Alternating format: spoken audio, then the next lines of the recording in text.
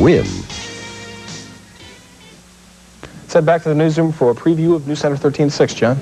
Thank you, Scott. Coming up in a half hour, we're going to tell you about Catherine Salas, who will be getting out of prison after serving 16 years for killing her husband. And Scott's special series continues with a look back at U.S. bombing runs in Vietnam. We'll hear what the Vietnamese think of Americans today. These stories, the rest of the news at 6 o'clock. See you then. Thanks. Finally, tonight, spring, traditionally the mating season in the animal kingdom, but not for one lonesome little 7-year-old gorilla in Seattle. Meet Jamoki. It's the only member of a gorilla group without a mate at the Seattle Zoo. Now, her handlers are trying to get Congo. It's a male gorilla flown in from the Phoenix Zoo, but see, there isn't a plane big enough that flies from Phoenix to Seattle. So unless something else changes, poor little Jamoki is going to have to be lonely this summer, and it's a long summer. From the looks of that male gorilla, they better do something quick. That's sounds right. like. Thanks for joining us. Nightly News is next. See you tomorrow. The jury in the Rodney King trial, not guilty verdicts on all but one count. Clinton gets a big reception from the Democratic establishment on Capitol Hill, and tests now are set for a promising new drug that may prevent breast cancer. This is NBC Nightly News with Tom Brokaw, reporting tonight from Washington, D.C. Good evening. After 7 days of deliberation, the jury in the Los Angeles police beating of black motorist Rodney King returned verdicts late today. Not guilty on all but one count, and the jurors were unable to reach a verdict on that one. NBC's Keith Morrison is standing by to bring us up to date now. Keith? Tom, when the end finally came in the Rodney King beating case, it was a shocker and perhaps not the end of the issue at all. The 4 defendants, after 7 long days of jury deliberations, entered a courtroom which was fairly bristling with an absolutely silent tension. Earlier, it had been announced the jury was unable to reach a verdict on one of the counts. Nevertheless, the judge asked that the remainder of the verdicts be read, and they were. Find the defendant, Lawrence M. Powell, not guilty of the crime of assault by force likely to produce great bodily injury and with a deadly weapon, in violation of Penal Code Section 245A1, a felony, as charged in Count 1 of the amended indictment. This 29th day of April. And one by one, in a deadpan voice, the several counts against each of the 4 officers were read by the foreman of the jury. And each time the verdict was not guilty. And the mood, which had been nervous anticipation, turned to silent surprise. After the beating whose videotaping shocked the world, the officers were found not guilty on every count. And in the back of the courtroom today, black leaders who had gathered to watch told feelings in their faces which were very worried. Last weekend, these same leaders urged calm no matter what the outcome. Preachers prayed for calm in the city. But will there be after today? It's hard to tell. Tom? Thank you, Keith. From the beginning, of course, this has been a complicated and emotional case with charges of racism, police brutality, and from the defense, the risks of police work. Now this, NBC's law correspondent Star Jones, as a prosecutor, has faced these complicated situations in courtrooms before. Star, tonight, what about this mistrial on that one count? Do you think that the one officer will be tried again? Well, it's very difficult to retry a case once there's been a hung jury or a mistrial declared, and especially in this case, there are over 16,000 pages in the transcript as it relates to this particular trial. On May 15th, the decision will be made by the prosecutor's office as to whether or not to go forward again. What about getting a guilty verdict against a policeman? Is it always tough? Doesn't get much tougher. The society has basically decided that we want to have crime stopped. We give these people authority to do that. But you're going to hear lots and lots of claims that this is not justice in this case, that this is a case of just us. And what happened with the defense case? Was it smartly presented in your judgment? Well, what it is they came forward with a very strong case of, look, these guys were doing their duty in there, and that's what you pay them to do, that they are the line that separates society from the rest of the world. Excuse me, society from the criminals. They called it the thin blue line, and that's what people have heard constantly. Also, you have to look at the fact that this case was moved. There were a lot of political tensions going on. All of that played a part in the jury not being able to reach a verdict on one of the counts that people would consider to be the main count that was evidenced in that videotape. Thank you very much, Star Jones, tonight. And when Nightly News continues in a moment, the fall campaign was beginning to take shape here in Washington today. and in Texas as well. Why don't you love me like you used to do? And tonight's Daily Difference. What works? The new Peace Corps brings Western culture and Western skills to Eastern Europe. Reintroducing a glorious name for a glorious new automobile. The 1992 Buick Roadmaster. With its powerful V8 performance and the security of its driver's airbag, anti-lock brakes, and full perimeter frame, Roadmaster is perhaps the best value in an American luxury sedan. Roadmaster also delivers something only a Buick can deliver. Buick quality.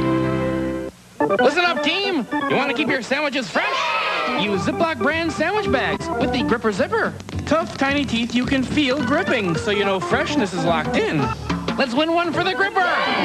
There's only one Ziploc. Nighttime, one of the worst times for pain. Minor arthritis pain, muscle aches, pain that seems to go on. That's why you need Ultra Strength Bengay, the strongest Bengay ever. You can say goodnight to your pain with Ultra Strength Bengay. Bill Clinton won big in the Pennsylvania primary with 57% of the vote. And those are numbers that congressional Democrats understand. So he got a warm welcome on Capitol Hill today, where he also offered some lessons in survival. NBC's Andrea Mitchell was with the governor. Andrea? Tom, with his victory in Pennsylvania, Bill Clinton now has 2/3 of the delegates needed for the nomination. He came to Capitol Hill to get more. It was a triumphant candidate who arrived to claim the victor's spoils, the blessing of congressional leaders who are also convention delegates. You are on your way, and you will be our nominee, and you will be the next president of the United States, Bill Clinton. 275 members of Congress are convention delegates, making the Capitol a bigger primary than any state but California. Now apparently unstoppable, Clinton was endorsed today by 31, some of whom had previously opposed him. In the past, Clinton has annoyed members of Congress by criticizing perks and pay raises. While it is true that I have been critical in the past of some things that have happened in the Congress, as I think the Congress members themselves have, the essential truth is that we're not going to turn this country around until we have a president and a Congress jointly committed to change. Things have changed since congressmen thought Clinton's troubles would drag them down. They're now in worse shape than he is. His advice to House Democrats sinking under the weight of successive scandals. I said, you know, the best way to deal with the problems people have with the Congress is to change. To avoid getting too cozy with the Washington insiders voters love to hate, Clinton rushed off to a better photo op. Children at a church daycare center, while House leaders wrestled with their latest nightmare. A subpoena from the special prosecutor investigating the House bank for all the bank records, even from members who didn't bounce checks. Speaker Tom Foley said the prosecutor has no right to such a sweeping search. Republicans seized on his opposition as another opportunity to embarrass Foley. Every single time we've gotten to the next turn in the road, he's been on the side of not opening up, not disclosing, and not trying to investigate. What does Clinton think the Democrats should do about the subpoena? My advice would be to comply. Today's bruising fight over the House bank could explain why this was Clinton's first visit to Congress since becoming a candidate. He probably won't be back anytime soon. Tom? Thanks, Andrea. President Bush did some campaigning of his own today from the Rose Garden outside the office, but the president seemed to be running against himself. NBC's John Cochran is at the White House tonight. John? Tom, the kindler, gentler president today met the ruthless, red tape-cutting president, and the ruthless one carried the day. Announcing he would extend his ban on new government regulations through the summer, Bush said health and safety rules should not be permitted to hamper economic recovery. And some safety rules, he said, are actually dangerous. Listen closely to this. If government mandates make ladders more and more costly to consumers, for example, more people will turn to cheaper substitutes, and they'll climb up on chairs or step stools, which are far less safe. The invited audience, mostly business executives, may have been baffled by the warning about killer chairs, but Bush's attack on rules and regulations went down well, with one big exception. An environmentalist who was invited by mistake condemned Bush's deregulation campaign. What this represents is really a wholesale handout to the American business community instead of an effort to make sure that regulations protect the environment and stimulate economic growth and new businesses. Privately, senior Bush aides were enraged that someone fouled up by inviting Krupp. Publicly, a top aide compared Krupp's criticism to communism. The statements that were made that represent an old-style approach that has been rendered obsolete. The collapse of communism in Eastern Europe is a good example of what command and control systems generate. Environmentalists would have been even unhappier if they had known what senior aides had told NBC News. Sources say Bush's environmental administrator, Bill Riley, is losing a bitter fight with Vice President Quayle over clean air regulations. Senior aides believe Bush agrees with Quayle that no public notice is required before companies raise pollution levels. A spokesman insists that voters agree with Bush that there are too many government regulations. Tom? Thank you, John. Well, if there's one thing that George Bush and Bill Clinton might agree on, it is Ross Perot. He still has not formally announced for the presidency, but as NBC's Jim Cummins reports tonight, his supporters are getting more excited with every passing day. Ross Perot continues to insist he's not running for president yet. Today, he was in his Dallas office, no public appearances, but he did some talk radio and live TV. Meanwhile, Perot's supporters were busy trying to get him on the ballot in all 50 states. In Buffalo, Perot coordinators expected 100 people to work as volunteers in the campaign. 600 showed up. We don't have very many tire kickers. They really want to be involved in this thing. All kinds of people. In Los Angeles, Bill Myers, a refrigerator repairman, and Brent Davis, a financial planner, are leading the petition drive. When people are talking about the landslide of Perot, it's more like an avalanche. Everybody is coming over. Yes, it seems like everyone is coming over. This is the candidate song for Ross Perot. At this rally in Fort Worth, Texas, Perot supporters got a chance on videotape to tell the billionaire businessman why they like him.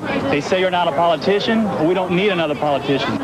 They also see what they want to see in the man. Rap singer Curly believes Perot is compassionate. The guy has a big heart, and he seems like he's the type of person who will try to give anything or do anything he can to try to help people out. But that's not the Perot Mark Green sees. People have done business with him. He's mean. He's ruthless. You know, he does what needs to be done to get the job done. They are Republicans and Democrats. All of them are bashing George Bush. Now the president's campaign manager in Texas promises no more free ride for Ross Perot. So we're not going to be good boys and be quiet because he doesn't want us to tell what his record has been up to date. We're going to talk about it. But it appears Perot supporters will wait to size up their horse after they get him into the race. We need a real man in the White House, you know. You want to know his name? We call him Ross Perot. Jim Cummins, NBC News, Dallas. On Wall Street today, things were looking up. The Dow rose on news of improved auto industry profits, and trading today was heavy.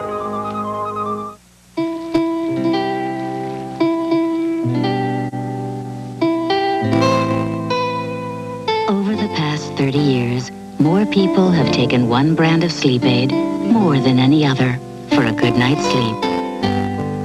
Sominex. Sominex has the one ingredient doctors recommend most to help you fall asleep safely without worry. Safe, simple Sominex.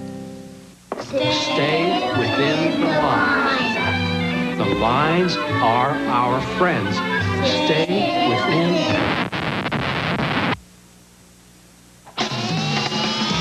Stay within the lines. The lines are our friends. Introducing the world's first V6 crayon. Are you listening? The Isuzu Rodeo, built to go way outside the lines. If you want to paint like a professional painter, you need to develop all 5 senses. Your sense of color, your sense of balance, your sense of pride and craftsmanship, and most importantly, your sense of direction. There's only one paint this good, and there's only one place you can get it. The pros know.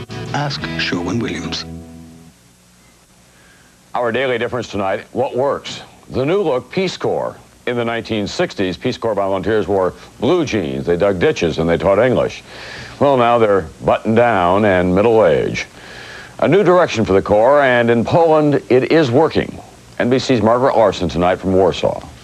Why don't you love me like you used to do? How come you treat me like a worn-out shoe? An educator from California uses Hank Williams songs to teach English. Why don't you love me like you used to do? A Washington attorney prepares a state-run factory for private enterprise. A landscape architect works on environmental protection in Poland's largest national park.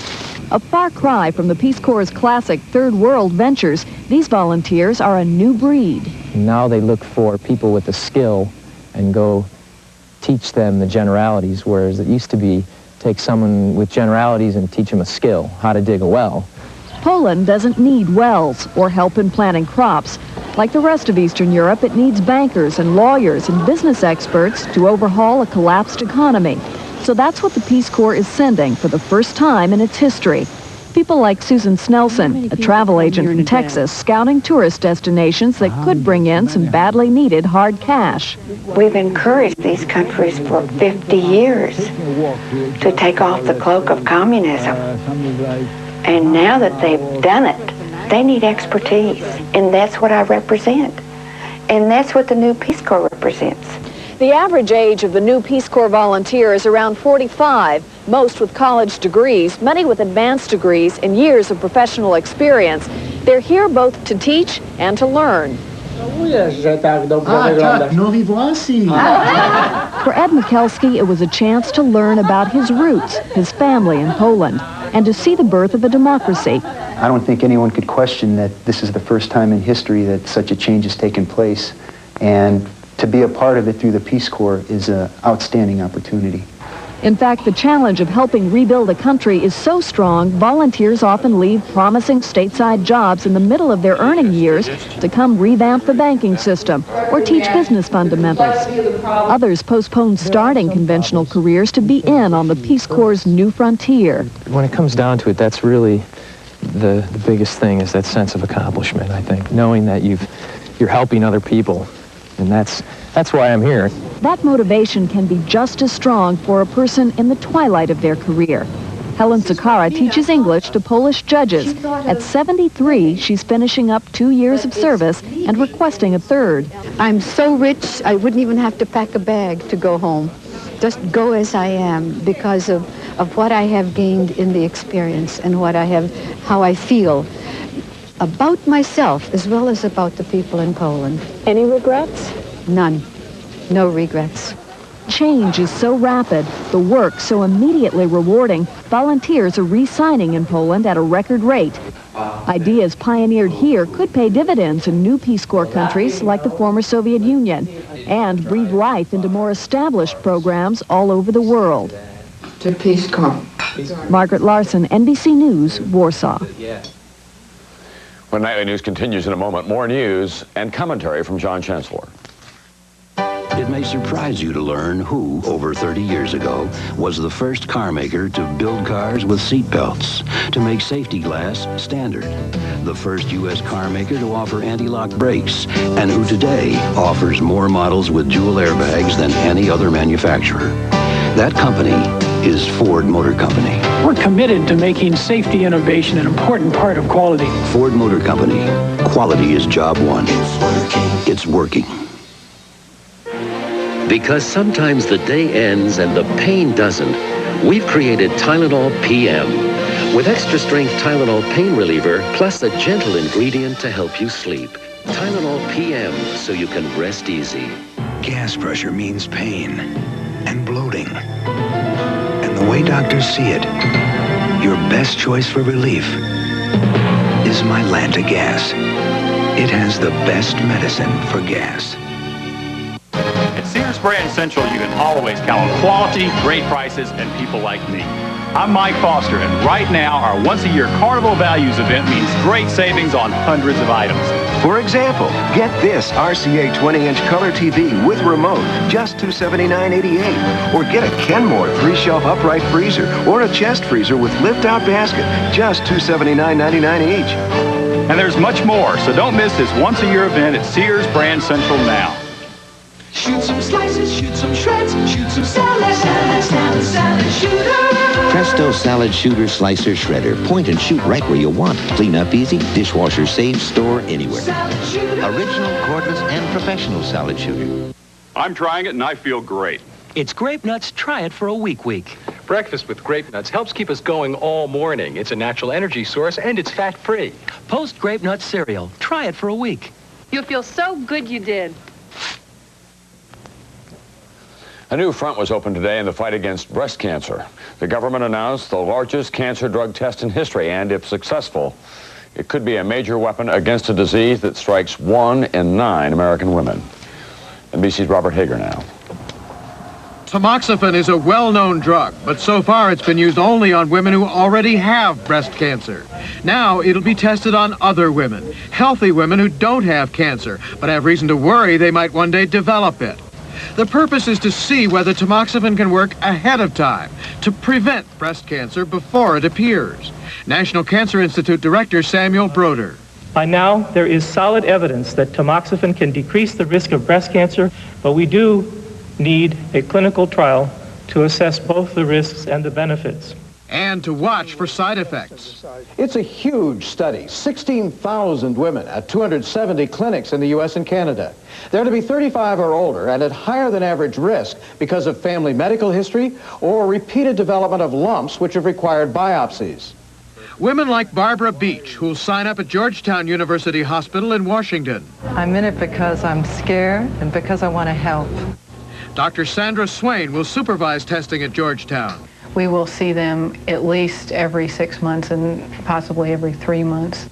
Researchers believe long before tumors are detectable by mammograms or exams, they're preceded by biological changes in clumps of breast tissue, perhaps caused by the hormone estrogen. Since tamoxifen inhibits estrogen, it may retard or prevent those early biological changes. But tamoxifen also seems sometimes to act as an estrogen replacement, and so might help prevent heart attacks and osteoporosis. The study may take 5 years for results. Researchers hope tamoxifen may one day prevent as many as 1/3 of all breast cancers. Robert Hager, NBC News, Washington. Bill Clinton was in Washington today. We don't know whether he drove by the White House checking out the real estate, but he is standing taller than many people thought he would at this point. And that's the subject of John Chancellor's commentary from New York now. John? Tom, remember the Mr. Bill number on Saturday Night Live? The doll that got punched out every week? Ooh, Mr. Bill. This year we had Governor Bill, Bill Clinton, getting punched out nearly every week, but he survived. And now people are asking why Governor Bill took such a pounding. There are several reasons. The press was ready to pounce on any charge of wrongdoing because many news organizations felt they hadn't been critical enough of the excesses of the 1988 election. Flag factories, Willie Horton, Boston Harbor. Jennifer Flowers' tabloid accusations started the pack running. The letter Clinton had written about his draft status caused another uproar. Clinton didn't handle that with very much skill, which leads to another reason for his troubles. When Bill Clinton gets in a jam, he says dumb things. I tried marijuana but didn't inhale qualifies for the Dumb Answer Hall of Fame. Then came the congressional Democrats, many of whom are desperately worried about their own re-election chances. The last thing they want is any trace of scandal in their presidential candidate. They would run with Mother Teresa if that would save their skins. They tried to cripple Clinton with talk of a brokered convention. That failed. And today, when Clinton visited the Congress, there were scenes of Florentine insincerity as reluctant Democrats rallied around the candidate. Some of Bill Clinton's problems are his own fault, but not all. Some in the press overplayed his troubles. Some Democrats tried to knife him, and he's still on his feet. As one Republican handler said recently, this is a guy who can take a punch. Tom? Thank you, John. In Buffalo, the anti-abortion protests were called off today, days ahead of schedule. Those protests, which resulted in more than 400 arrests, failed to close those targeted abortion clinics. You really think naphtha can be replaced with a non-flammable solvent? In 1929, she was the only woman and the only PhD chemist in the physics lab. But over the years, she was responsible for 29 different patents. Hello, I'm Sylvia Stacer. Dr. Stacer created a new career path for women and for her company. The same company that leads the nation in patents granted to women over the last decade. We think Dr. Stacer would be pleased. Dow lets you do great things. In an average day, Michael Jordan runs the length of the court 165 times and enjoys one bowl of husky whole-grain Wheaties with breakfast. So, can fueling up with satisfying energy food like whole-grain Wheaties help keep you going? Couldn't hurt. Better start out right. You better eat your Wheaties.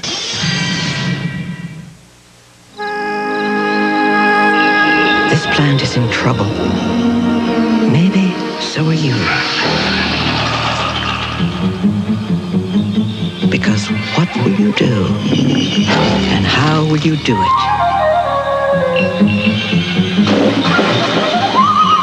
With the one who guides you every step of the way. Ortho. It's our nature to help. With one of the highest resale values in its class and proven Honda reliability, the Accord truly is a safe place to put your money. You make me feel so young. Promise Extra Light Spread. Half the saturated fat and calories of margarine and a taste you'll enjoy with all your heart. You make me feel so young. Promise Extra Light. Get heart smart. Tonight's the annual Academy of Country Music Awards, and this year they come as country is riding high in the competitive world of popular music. Not old-fashioned honky-tonk country music, but a new sound from country artists with big city ways. NBC's Kenley Jones. Feel lucky. I feel lucky. It's not so much luck as it is talent and hard work that have won singer-songwriter Mary Chapin Carpenter a nomination for Best Female Vocalist tonight. I feel lucky. The ones who might feel lucky are the new country fans who have been attracted by performers like her. Relevant lyrics instead of something about the housewife and the truck drivers. I have lots of different musical tastes, and she sort of appeals to all of them. Carpenter says country music is changing so fast it's difficult to define what it is right now. And that's a good thing, because what it means is that there's probably something for everyone there. For years, the stereotyped image of country music performers was one of rhinestone costumes, beehive hairdos, and lots of drinking and cheating songs. There's still some of that, but there's lots more, too. This shirt was a pillow for my head on a train through Italy. Carpenter describes one of her most successful songs as a love song to an old shirt. Another success was inspired by the memoirs of Eudora Welty about the appearance of Halley's Comet in Mississippi. When Halley came to Jackson in 1910. The director of the Country Music Foundation says the sophisticated songs of performers like Carpenter are appealing to aging baby boomers who are spending more time at home with families and less in nightclubs. Country music fits the mood of that audience better than perhaps rock and roll or rhythm and blues. Ivy says another factor in country's growing popularity is the trend, led by Garth Brooks, to package concerts rock style, which appeals to younger fans. You never had it so good, babe. Last weekend, Carpenter played at her alma mater, Brown University. She's offended by those who raise eyebrows at an Ivy Leaguer singing country music. It's basically saying that country music is music for the uneducated, or the and that's such a snobbish attitude.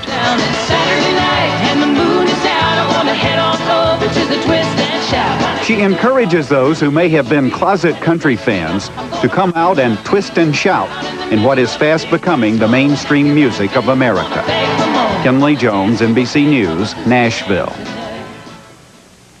That's Nightly News for this Wednesday night. I'm Tom Brokaw. I'll see you tomorrow night.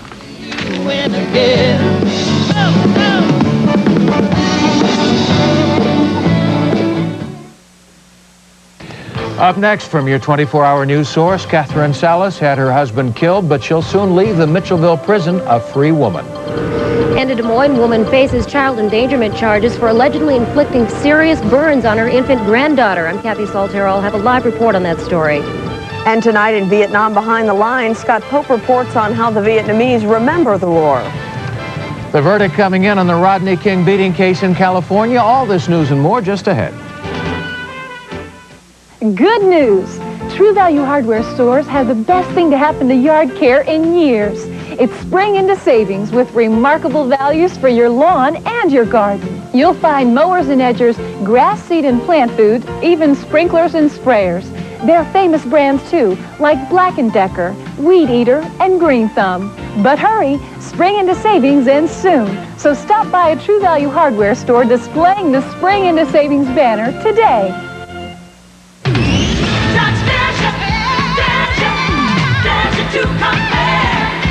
Dodge Caravan. A special family value package means you get air conditioning at no extra charge. And that's not all. Now, $500 cash back means a price starting as low as $13,766, making Caravan the obvious choice during the Dodge Dare to Compare Challenge. See your nearest Dodge dealer today and compare.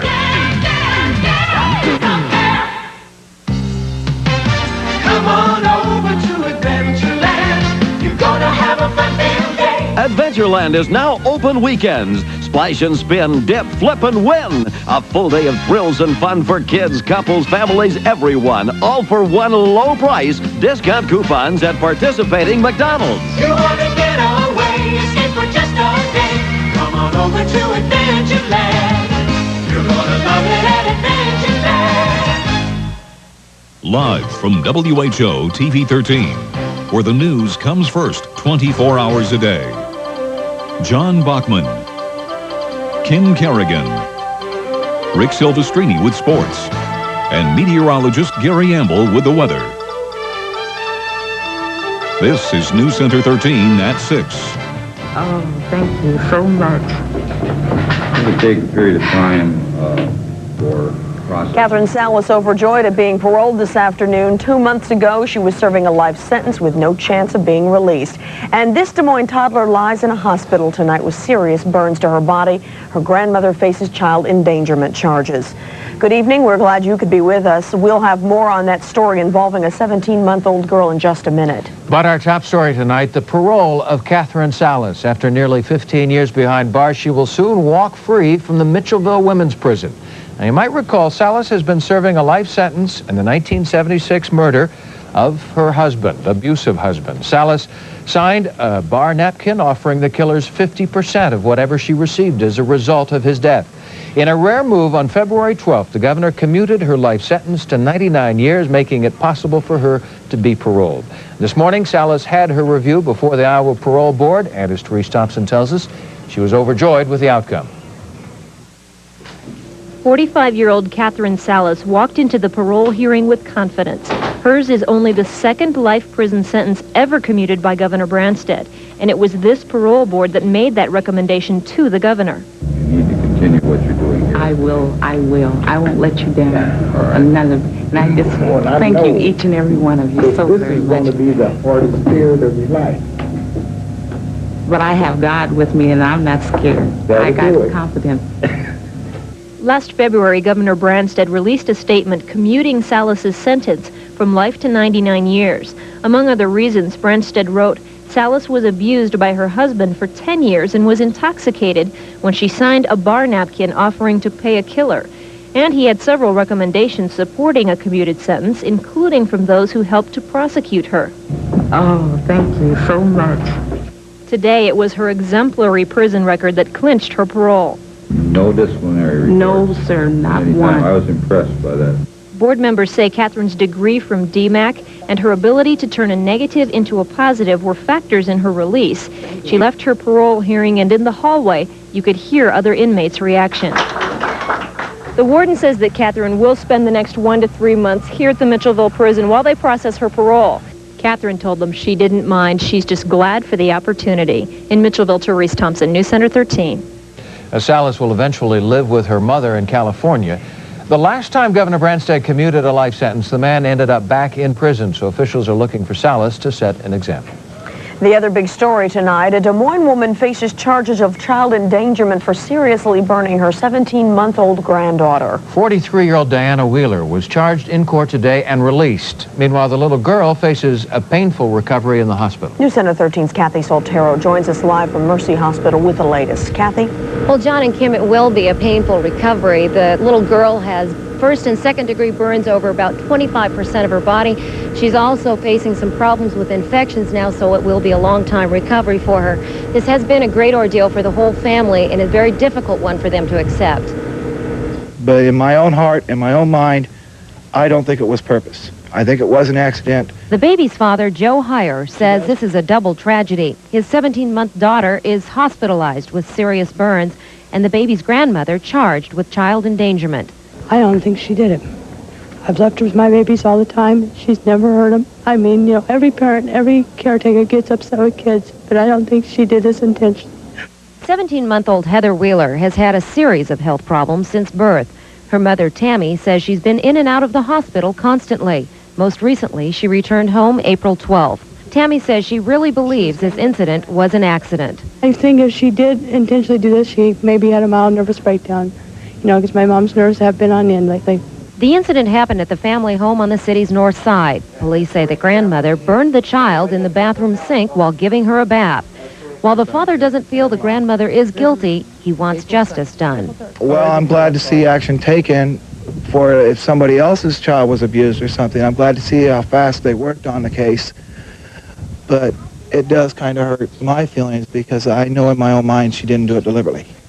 The grandmother appears again in court on June 10th on these charges. She's also been ordered to stay away from the children for the time being. Kim and John?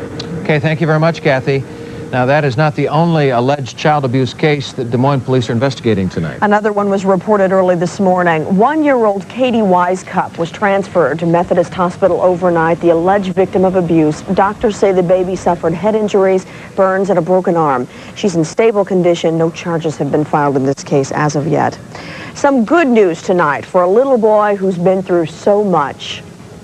We had a fundraiser to raise money for the Jonathan Waller Fund. We'd like to present a check to you today. Outside Blank Hospital today, where Jonathan Waller is recovering, students from DMAC presented the child's family with a check for $300.